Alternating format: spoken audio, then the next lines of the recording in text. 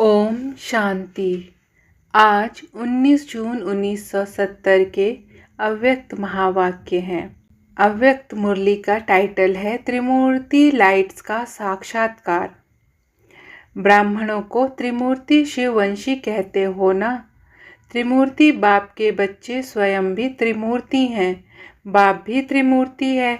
जैसे बाप त्रिमूर्ति है वैसे आप भी त्रिमूर्ति हो। 3 प्रकार की लाइट्स साक्षात्कार की आती है। वह मालूम है कौन सी है? जो ब्राह्मणों के 3 प्रकार की लाइट्स साक्षात्कार होती रहते हैं। आप लोगों से लाइट का साक्षात्कार होता है, मालूम पड़ता है। त्रिमूर्ति वंशी त्रिमूर्ति बच्चों की 3 प्रकार की लाइट्स का साक्षात्कार होता है। वह कौन सी लाइट्स हैं? एक तो लाइट का साक्षात्कार होता है नैनों से। कहते हैं ना कि नैनों की ज्योति, नयन ऐसे दिखाई पड़ेंगे जैसे नैनों में से 2 बड़े बल्ब जल रहे हैं। दूसरी होती है मस्तक की लाइट। तीसरी होती है माथे पर लाइट का क्राउन। अभी यह कोशिश करना है जो तीनों ही लाइट्स का साक्षात्कार हो।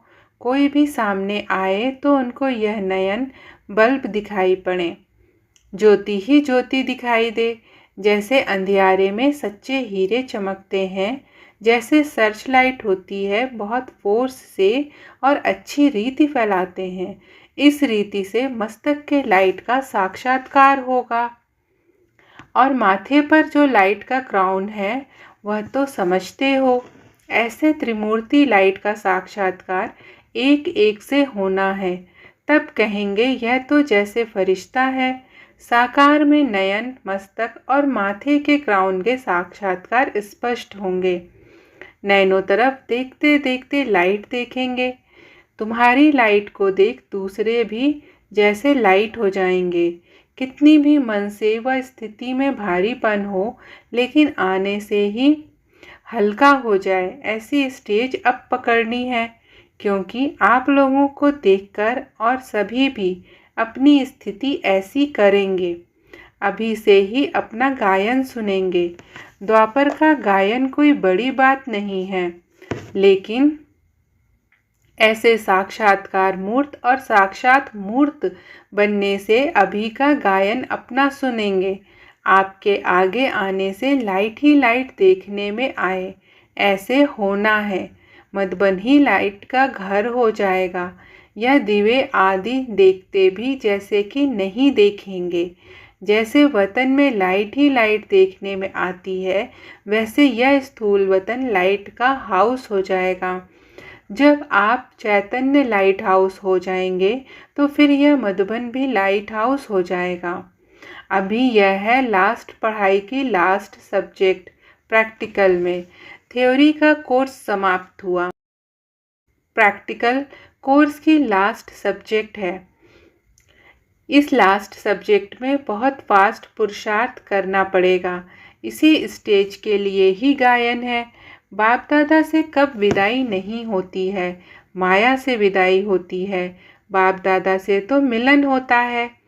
यह थोड़े समय का मिलन सदा का मिलन करने के निमित्त बन जाता है। बाप के साथ गुण और कर्तव्य मिलना, यही मिलन है। यही प्रयत्न सदैव करते रहना है।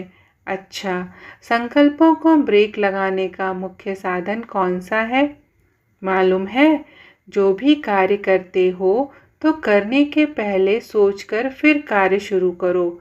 जो कार्य करने जा रहा हूँ वह बाप दादा का कार्य है, मैं निमित्त हूँ।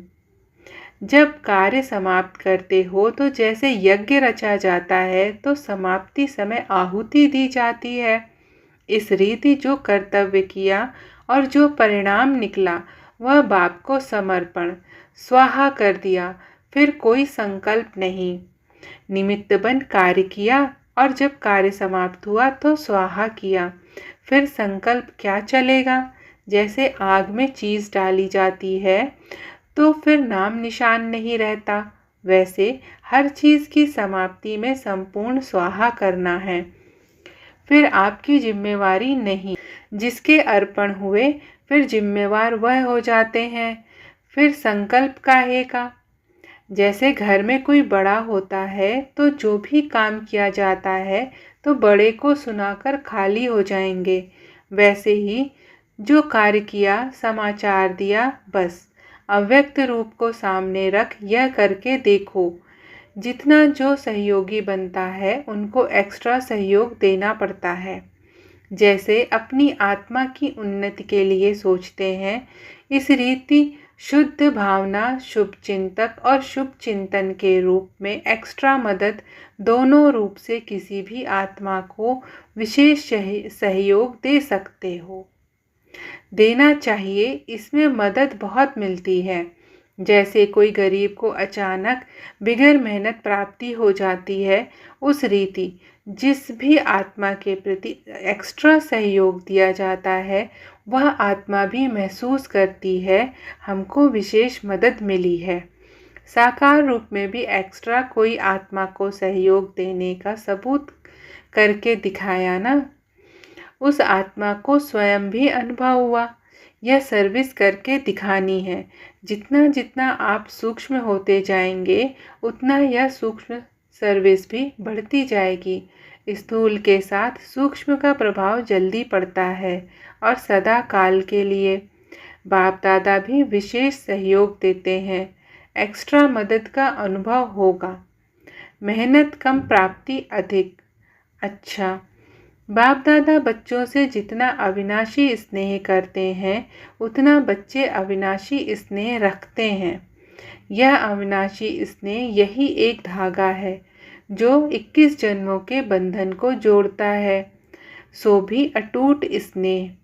जितना पक्का धागा होता है उतना ही ज़्यादा समय चलता है। यह संगम का समय 21 जन्मों को जोड़ता है। इस संगम के युग का एक एक संकल्प, एक एक कर्म 21 जन्म के बैंक में जमा होता है। इतना अटेंशन रखकर फिर संकल्प भी करना, जो करूँगा वह जमा होगा। तो कितना जमा होगा? एक संकल्प भी व्यर्थ ना हो। एक संकल्प भी व्यर्थ हुआ तो जमा में कट जाता है। तो जमा जब करना होता है तो एक भी व्यर्थ ना हो। कितना पुरुषार्थ करना है, संकल्प भी व्यर्थ ना जाए। समय तो छोड़ो, अब पुरुषार्थ इस सीमा पर पहुंच रहा है। जैसे पढ़ाई दिन प्रतिदिन ऊंची होती जाती है तो यह भी ऐसे है। बड़े क्लास में पढ़ रहे हो ना? अच्छा, ओम शांति।